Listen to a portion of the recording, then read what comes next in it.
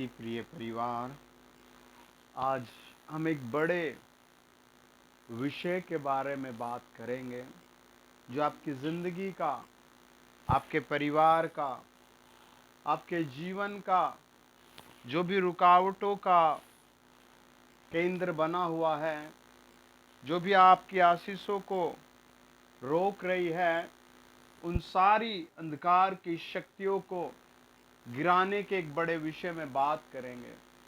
आप समझिए, एक बड़ी पावर के विषय में बात करेंगे। आपको इस बात को समझना है, आपको इस बात को अपने जीवन में अप्लाई करना है। जब आप अपने जीवन में इस बात को अप्लाई करेंगे, समझेंगे, तो परमेश्वर की एक बड़ी विजय को, कामयाबी को आप अपने जीवन में या अपने द्वारा पूरा होता हुआ देखेंगे। आप मेरे साथ पढ़िए निर्गमन 23 अध्याय 25 वचन। लिखा है, तू अपने परमेश्वर यहोवा की उपासना करना, तब वह तेरे अन्न जल पर आशीष देगा और तेरे बीच में से रोग दूर करेगा। कितनी अच्छी बात लिखी है। वचन बताता है, तू अपने परमेश्वर की उपासना करना, तब वह तेरे अन्न जल पर आशीष देगा और तेरे बीच में से रोग दूर करेगा। है ना? बहुत बड़े विषय की बात है, बहुत गहरे सीक्रेट की बात है। खुदा कहता है, परमेश्वर कहता है, सर्वशक्तिमान आपसे बात करता और कहता है कि तू उसकी आराधना करना, उसको धन्यवाद देना। कई सारे परिवार बड़ी डीपली परमेश्वर के पास हैं, बड़ी डीपली आशीषों को मांगते हैं। जब उन्हें सीक्रेट हाथ में लग जाता है तो सीक्रेट को पा करके हर चीज पर विजय हो जाते हैं। देखिए, उसकी उपासना करने से परिवारों में क्या क्या आता है। 23 अध्याय का 26 वचन। तेरे देश में न तो किसी का गर्भ गिरेगा और न कोई बांझ होगी, और तेरी आयु मैं पूरी करूंगा। जितने लोगों के बीच तू जाएगा, उन सबों के मन में मैं अपना भय पहले से ऐसा समा दूंगा कि उनको व्याकुल कर दूंगा, और मैं तुझे सब शत्रुओं की पीठ दिखाऊंगा, और मैं तुझसे पहले बर्रों को भेजूंगा जो हिब्बी, कनानी और हित्ती लोगों को तेरे सामने से भगाकर दूर कर देंगे। कितनी बड़ी बात है ना? आपकी आराधना, आपके घर से प्रभु की आराधना करना, आपके घर से रोगों को दूर करती है, बीमारियों को दूर करती है। प्रभु की जब आप आराधना में बढ़ते हैं तो आपके सामने कोई ठहर नहीं पाएगा, वो ऐसी बातें करता है। एक बहुत गहरे विषय की बात है। आप कितने बजे आराधना करें, रोज आप कितनी देर आराधना करें, आप किन बातों के लिए आराधना करें, है ना? ये बात बहुत डीपली आपको समझनी है। आमीन। आपके घर से आज रोग दूर करेगा खुदा। आज प्रभु आपके घर से रोग दूर करेगा। आज आपकी जिंदगी से प्रभु बड़े बड़े रोग दूर करेगा। हालेलुया। वचन बताता है, मैं धीरज से यहोवा की बाट जोहता रहा और उसने मेरी ओर झुककर मेरी दुहाई सुनी। भजन संहिता 40 और उसका 1 वचन। उसने मुझे सत्यानाश के खड्डे और दलदल की कीच से उभारा और मुझको चट्टान पर खड़ा करके मेरे पैरों को दृढ़ किया। 3 वचन। उसने मुझे एक नया गीत सिखाया जो हमारे परमेश्वर की स्तुति का है। बहुत रे यह देख कर डरेंगे और यहोवा पर भरोसा रखेंगे। क्या ही धन्य है वह पुरुष जो यहोवा पर भरोसा करता है और अभिमानियों और मिथ्या की ओर मुड़ने वालों की ओर मुंह न फेरता हो। हे मेरे परमेश्वर, तूने बहुत से काम किए हैं। जो आश्चर्यक्रम और कल्पनाएं तूने हमारे लिए करता है वे बहुत सी हैं। तेरे तुल्य कोई नहीं। मैं तो चाहता हूं कि खोलकर उनकी चर्चा करूं, परंतु उनकी गिनती नहीं हो सकती। भजनकार कहता है, प्रभु तेरे बहुत से विषय हैं, बहुत से काम हैं, बहुत से आश्चर्यक्रम है मेरी जिंदगी में। आपको सबसे पहले महिमा मांगे अपने घर में, पवित्र आत्मा की महिमा मांगे अपने जीवन में। फिर आप कहें, प्रभु किसी भी तरह का मेरा अंधकार के साथ समझौता ना रहे। मानो आप प्रार्थना सुन रहे हैं, प्रार्थना कर रहे हैं और फिर सिगरेट भी पी रहे हैं, तो सिगरेट का क्या इफेक्ट होगा आप पर?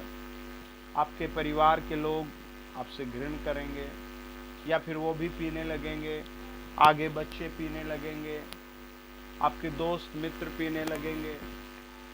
अगर आप शराब पीते तो यही चीजें फैलेंगी, है ना। और आप प्रार्थना भी सुन रहे तो सही संतुलन नहीं बनेगा, सही बातें नहीं बनेंगी। अगर सही सैद्धांतिक आंसू से पानी है तो आपको ये अंधकार छोड़ना पड़ेगा, है ना। एक एक आश्रय क्रम को लिए प्रभु के सामने जाना पड़ेगा। कई लोग तंबाकू खाते हैं और फिर प्रभु की आराधना करते हैं, तीर्थ स्थलों में घूमते हैं, और इतनी सी भी नरमता नहीं आती उनमें कि वो अपने बच्चे या पत्नी की कोई बात सह ले, और एकदम से आग बबूला हो जाते हैं। आपको अंधकार से छुटकारा पाइए बड़ी प्रार्थना के साथ। आज मैं आपसे कहता हूं, कोई अंधकार आपके घर में नहीं रहेगा। ये बड़ा विषय है, ये बड़ी बातें हैं आपके लिए जो आपको समझनी है। कई लोगों का यही रहता है, जी छुटकारा नहीं हो रहा, छुटकारा नहीं हो रहा। कमी चेक करनी पड़ेगी आपको, कहाँ कमी है ना। आपको कमी चेक करनी पड़ेगी, कहाँ कमी बनी हुई है, किस बात में कमी बनी हुई है, छुटकारा क्यों नहीं आ रहा है। इस बात को आपको ढूंढना पड़ेगा। और आप कब ढूंढेंगे? जब आप उसके महिमा में जुड़ेंगे, उसके वचन में जुड़ेंगे। अगर आप अपनी आंखों से देखते रहे तो आपको सब कुछ सही सही दिखाई देगा। अगर आप प्रभु से कहेंगे, प्रभु मुझे काट और छांट और बढ़ा, तो प्रभु एक बड़ा काम करेगा। प्रभु आपको सींचेगा, प्रभु आपको बनाएगा, प्रभु आपको एक नई तरीके से, एक नई आशीष, एक नया मार्ग खोलेगा। और ये तभी संभव है जब उसकी आप आराधना करेंगे, उसके वचन की ओर टर्न करेंगे, कुछ बातें सीखेंगे। कई भाई बहन सीखते नहीं, कभी भी नहीं सीखते। बार बार लोग इस चीज को माइंड नहीं करते कुछ भी, है ना। आपको माइंड करना है, प्रभु की ओर मुड़ना है, प्रभु के सम्मुख, है ना, जीना है। देखो वो क्या निर्णय करता है। भजन 37 और उसका भजन संहिता 137, और बेबीलोन की नहरों के किनारे हम लोग बैठ गए और सियोन को स्मरण करके रो पड़े। उसके बीच के मजनू वृक्षों पर हमने अपनी वीणाओं को टांग दिया, क्योंकि जो हमको बंदी बनाकर ले गए थे उन्होंने वहां हमसे गीत गवाना चाहा, और हमारे रुलाने वालों ने हमसे आनंद चाह कर कहा, सियोन के गीतों में से हमारे लिए कोई गीत गाओ। हम यहोवा के गीत को पराए देश में कैसे गाएं। हे यरूशलेम, यदि मैं तुझे भूल जाऊं तो मेरा दाहिना हाथ सूख जाए। यदि मैं तुझे स्मरण न रखूं, यदि मैं यरूशलेम को अपने सबानन से श्रेष्ठ न जानूं, तो मेरी जीभ तालू से चिपट जाए। आज लोगों के लिए डिसीजन कैसे हो गए, माँ बाप को छोड़ने के, सास ससुर को छोड़ने के, है ना। अजीब अजीब से डिसीजन हो गए हैं। एक ही बात पर पति से डिवोर्स ले लेना, घर छोड़कर चले जाना, आत्महत्या कर लेना, ऐसे डिसीजन हो गए। भजनकार ऐसा डिसीजन लेता है कि हम नहीं गा सकते। आप भी ऐसा डिसीजन लें कि मैं ये गलत काम छोड़ कर ही रहूंगा, प्रभु की आराधना में रहूंगा। मैं प्रभु के गीतों में रहूंगा, मैं प्रभु के वचन में रहूंगा, मैं प्रभु की सामर्थ्य में रहूंगा, मैं प्रभु की उपस्थिति में रहूंगा। जब आप उसकी उपस्थिति में आते हैं, जब आप उसकी ओर मुड़ते हैं, जब आप उसकी ओर देखते हैं, तो वो बातें करता है, वो उतर आता है, वो दयालु परमेश्वर है। वो कहता है भजन 146 में, यहोवा की स्तुति करो हे मेरे मन, यहोवा की स्तुति कर। मैं जीवन भर यहोवा की स्तुति करता रहूंगा। जब तक मैं बना रहूंगा तब तक मैं अपने परमेश्वर का भजन गाऊंगा। तुम प्रधानों पर भरोसा न रखना, न किसी आदमी पर, क्योंकि उसमें उद्धार करने की भी शक्ति नहीं। उसका भी प्राण निकलेगा, वह भी मिट्टी में मिल जाएगा। उसी दिन उसकी सब कल्पनाएं नष्ट हो जाएंगी।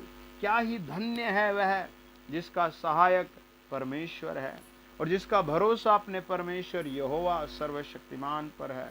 वह आकाश और पृथ्वी और समुद्र और उसमें जो कुछ है सबका करता है, और वह अपना वचन सदा के लिए पूरा करता रहेगा। वह पिसेओं का न्याय चुकाता है और भूखों को रोटी देता है। यहोवा बंदियों को छुड़ाता है, यहोवा अंधों को आंखें देता है, यहोवा झुके हुओं को सीधा खड़ा करता है, यहोवा धर्मियों से प्रेम करता है। आमीन। ऐसे प्रभु काम करता है। यहोवा परदेशियों की रक्षा करता है, अनाथों और विधवाओं को संभालता है। ऐसे काम करता है आपका प्रभु आपकी जिंदगी में। मैं आपको एक सच्ची बात बताता हूँ। जब मैंने सेवा शुरू की थी तो एक फैमिली मुझे मिली बेचारी। उनकी छत बहुत टूटी हुई थी, घर टूटा हुआ था और वो सब बहुत बीमार थे। और उसके माता पिता ने भी कहा भाई हम रोज़ रोज़ तेरा गुजारा नहीं कर सकते, और उन्होंने उसके उस टूटे से घर में उनके बर्तन रख दिए। और ये सही भी है, बेचारे बुजुर्ग माँ बाप कहाँ तक पालन पोषण करें, कितना दें। तो वो अपने बच्चों को लेकर के, वो 2 बच्चे उसके और वो भाई और उसकी पत्नी दोनों अलग रहने लगे। सफलता की खोज में, चंगाई की खोज में, शांति की खोज में थे। जगह जगह गए, लोगों से मिले, हर जगह उससे पैसे ही मांगे जाते थे, ये करो वो करो। फाइनली वो मेरे टच में आ गए और मैंने कहा प्रभु यीशु पर विश्वास कर, वचन को सीख, आराधना करने सीख, परमेश्वर तेरी जिंदगी में काम करेगा। उसने फिर एक दिन कुछ साल बाद अपनी गवाही दी और बताया, मुझे हाथ जोड़कर कहा कि मैन ऑफ गॉड प्लीज़ मेरे घर आओ। मैंने कहा क्या हुआ? कि प्लीज़ आ जाओ। हमने एक डेट फिक्स की, हम उसके घर गए और उसने दिखा कि पहले मेरा घर ये था, उसके फ़ोटो दिखाए, टूटा फूटा घर दिखाया, लेकिन अब इतना सुंदर घर। अपने बच्चे दिखाए, पत्नी दिखाए, कहा देखो ये। मैंने बहन से पूछा, बहन जय मसीह की, आप कैसे हैं अब? उसने बहुत मुस्कुरा कर कहा कि मैं बहुत ब्यूटीफुल, स्ट्रॉन्ग एंड ताकतवर और प्रभु में स्थिर हूँ। मैंने पूछा कैसे सब हुआ? कि आपकी हर प्रार्थना को हमने ध्यान से सुना है, हमने संगति को कभी भी नहीं छोड़ा है। जब हम आए थे हमारे पास बैंक अकाउंट भी नहीं था, जेब में कोई पैसा भी नहीं था। आज हमारी जेब में भी पैसा है, हमारे अकाउंट में भी पैसा है। मैंने कहा सब कैसे हुआ? उन्होंने कहा कि जैसे हमने प्रार्थना में जाना शुरू किया, वचन घर में पढ़ना शुरू कर दिया, धीरे धीरे मेरे बच्चे बिल्कुल ठीक हो गए, मैं भी ठीक हो गई, मेरा पति भी ठीक हो गया, हमें काम मिल गया। और जो काम हमारा सैकड़ों रुपए खर्च करके नहीं होता था, वो 10-10 रुपए में होने लगा। हमने एक छोटी सी रेहड़ी लगाना शुरू किया, उससे हमने अपने बच्चों की फीस को, जो मेरे पति कमाते थे, उस पैसे से हमने घर को बनाया। और लगभग 3-4 1 ईयर और 4-5 महीने, 1.5 या 2 साल का सारा टोटल कुछ इस तरह का उसका वो था। और वो बहुत खुश था कि उसने दिखाया अपनी ज़िंदगी में। मैंने कहा सदा सदा प्रभु का तुम पर अनुग्रह बना रहेगा। आज आप भी किसी भी हालत में हैं, किसी भी माहौल में हैं, बस आप बड़ा सीक्रेट पकड़ लें कि आपको उसकी उपासना करनी, उसकी आराधना करनी है। खुदावंद के दूत आपको हर हाल में, प्रभु के दूत, प्रभु का बलिदान आपकी ज़िंदगी में 100% काम करेगा। मैं घोषणा कर रहा हूँ, आप आपके दिन ऐसे नहीं रहेंगे जैसे दिनों में आप जी रहे हैं। जिन बीमारियों में आप जी रहे हैं वो बीमारियां, गरीबी, असफलताएं जिनमें आप रह रहे हैं उनमें आप नहीं रहेंगे। मैं ये बात इसलिए बोल रहा हूँ, मैंने सालों तक बिना घर के परिवारों को रोते तड़पते देखा है, और बहुत मुश्किल और दर्द की स्थिति हो जाती है जब किसी के पास बेचारे के घर ना हो और उसे घर की जरूरत हो। बस आप आराधना करनी शुरू करें। उस परिवार की बड़ी गंभीर स्थिति होती है जिसके पास बच्चे ना हो और एज भाग रही हो और वो बहुत कुछ ट्राई कर चुके हों। आपसे मैं यही कहूँगा, आप लगातार बस अपने घर में एक कोने में बैठकर सुबह को दोपहर को प्रभु की आराधना करें। वो आपके आंसू जरूर पहुँचेगा। वो आपके घर आएगा और आपको प्रेम से गले लगाएगा, आपको इस जमीन पर बहुत सुख देगा और अनंत काल का राज्य स्वर्ग देगा। यीशु मसीह का बलिदान इसी बात को दिखाता है। वचन कहता है बस तू उसकी उपासना करना, और जब तू उपासना करेगा वो तेरे अन्न पर जल पर बरकत देगा, वो तेरे अन्न पर जल पर आशीष देगा और तेरे बीच से सारे रोग दूर करेगा। कितने फोकस, कितने गंभीर तरीके से प्रभु आपसे बात करता है। आइए दुआ करें, अपने हाथ उठाएं, प्रभु अपनी गहरी बातें अपने लोगों से बताएं। सर का दर्द रिम्यू किया जाए, आंखों का दर्द रिम्यू किया जाए, पेट की बीमारियां रिम्यू की जाए, शरीर की एक एक हिस्से की बीमारी रिम्यू की जाए, अंधापन, बहरापन, पैरालाइज रिम्यू किया जाए, हर एक वायरस रिम्यू किया जाए, हर एक तरीके का स्किन का रोग रिम्यू किया जाए। आज जो लोग जहां से कनेक्टेड हैं प्रभु यीशु मसीह के नाम में, वो सब प्रभु यीशु के लहू के नीचे में ले आता हूँ। हर एक व्यक्ति को जो मुझे वॉच कर रहा है, सुन रहा है, देख रहा है, उन सब को यीशु के लहू के नीचे ले आता हूँ। उन सब को यीशु के लहू के नीचे ले आता हूँ। पवित्र आत्मा उन्हें हर रोग से अलग करो, हर असफलता से अलग करो, हर नशे से अलग करो, बांझपन से अलग करो, गरीबी से अलग करो। In the name of Jesus खुदा की सामर्थ्य काम करे, पिता की सामर्थ्य काम करे, प्रभु यीशु मसीह के जोरावर नाम से। आमीन। God bless you dear family. आमीन।